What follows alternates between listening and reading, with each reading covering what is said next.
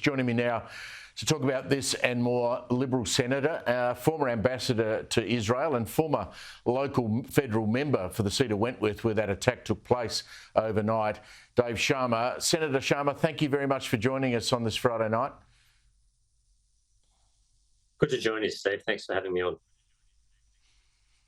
I'll get to the important issue of the ceasefire in a moment. I really want to tap into your diplomatic experience around that. But do you agree with Alex Rivchin that at some point in time we're going to lose, there's going to be a death or a murder in one of these attacks?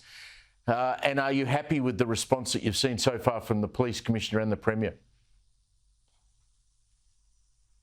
I share Alex's fear that, the violence and the frequency and the venom that's being directed, the hate that's being directed at the Jewish community, I worry that it's only a matter of time until a life is lost or someone is seriously injured. And these attacks, there've been two in the past week on property and vehicles in the eastern suburbs. There's been two attacks on synagogues. This has all been in the past week, Steve.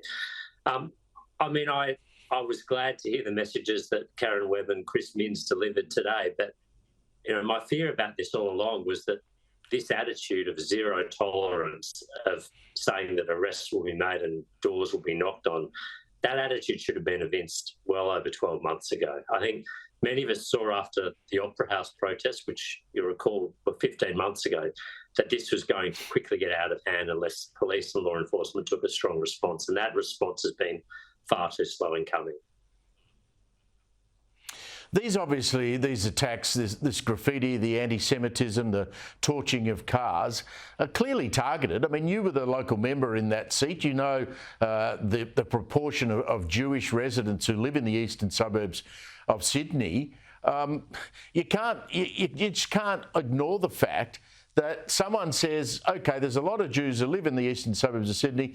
Let's find an address and let's create fear and evil. Absolutely. There is no doubt in my mind whatsoever that this is targeted at the Jewish community.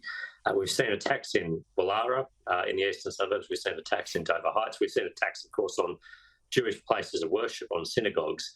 And, they are trying to intimidate, cower into fear and silence and make the lives unbearable of Australia's Jewish community. And that should be unacceptable for any group of Australians. And it's completely unacceptable to see how this is playing out. And clearly the evidence of this most recent attack suggests that they were targeting a particular individual, Alex Rivchin, who I know, his wife, his young children.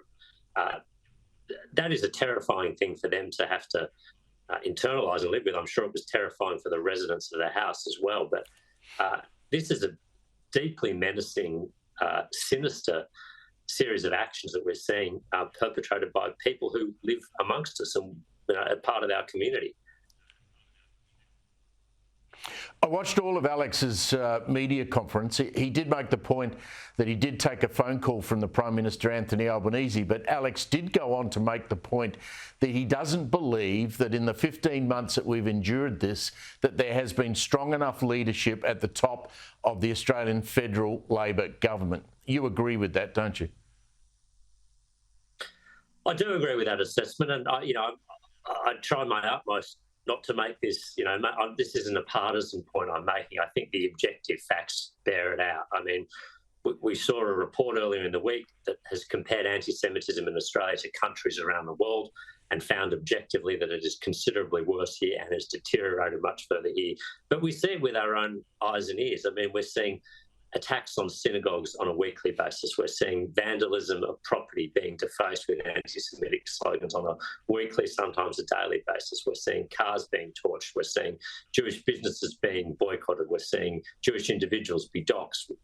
Any number of manifestations we've seen over the past 15 months. And that is on the federal government. I mean, I think the early stages of this, they sought to wish the problem away or dilute it or group it in with all other forms of discrimination. And I think they just hoped it would go away and settle down of its own accord. That was never going to happen.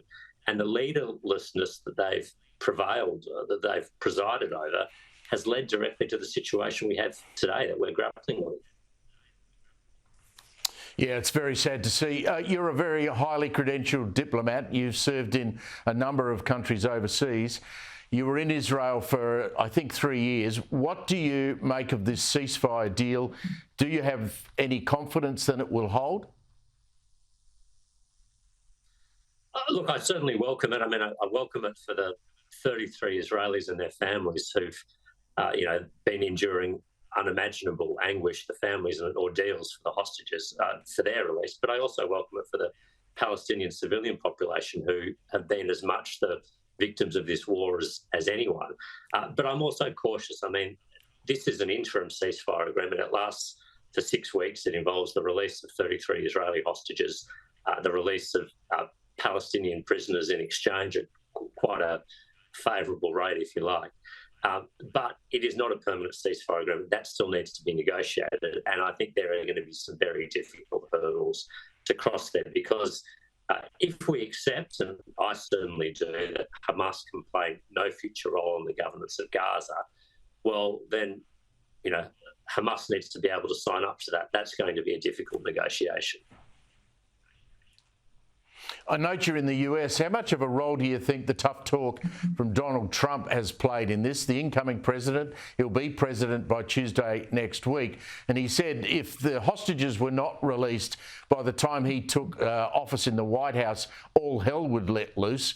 Do you believe that's had some impact on getting the two parties together, particularly convincing Hamas that they need to do a deal? I think it certainly played a role. I think Trump's tough words and his clear intent about what he would do if the deal was not made has helped get this over the line. But I would also say that, we've seen Hamas's strategic position dramatically deteriorate in the past 6 months. I mean, the deal that has been agreed was on the table as far back as May, and Hamas steadfastly refused to agree to its terms. Israel was willing, Hamas was not. What has changed since then? Well, Hamas's senior leadership has been killed. People like Yahya Sinwar. Hezbollah's senior leadership has been killed. Hassan Nasrallah. Hezbollah's command structure has been decapitated. The Assad regime has been toppled in Syria, and Iran has been humbled. All of that has made Hamas isolated and under siege. And I think that, combined with the diplomatic pressure that a new Trump administration would bring to bear, and to give them credit, the continuous efforts of the Biden administration, I think all those ingredients together have allowed us to reach this point. Dave Sharma, thanks for joining us from Seattle in the United States. Appreciate it very much. Thanks so much, Steve.